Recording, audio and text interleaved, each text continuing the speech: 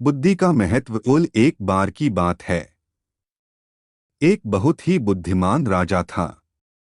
उसका काफी बड़ा साम्राज्य था। उसके राज्य में प्रजा हर तरह से खुशहाल थी। राजा को अपने उत्तराधिकारी की तलाश थी। यद्यपि उस राजा के 3 बेटे थे, लेकिन राजा नहीं चाहता था कि पुरानी परंपरा को वह भी दोहराए और सबसे बड़े बेटे को ही गद्दी पर बिठाया जाए, बल्कि वह सबसे बुद्धिमान और काबिल बेटे को सत्ता सौंपना चाहता था।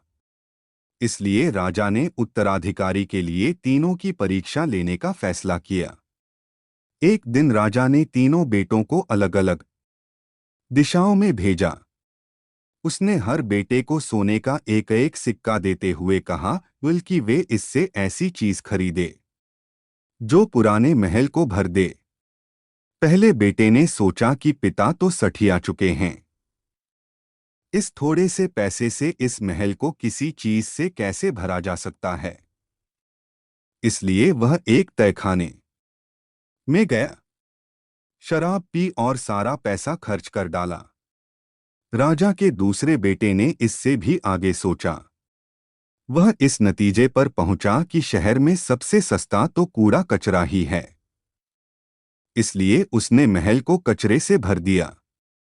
तीसरे बेटे ने 2 दिन तक इस पर चिंतन मनन किया कि महल को सिर्फ एक सिक्के से कैसे भरा जा सकता है।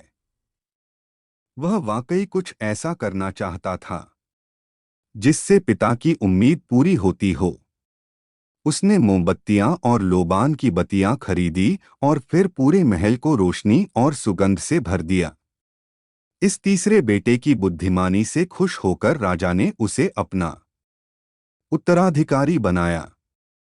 इस हिंदी कहानी से हमें यह सीख मिलता है कि बुद्धि से कुछ भी पाया जा सकता है।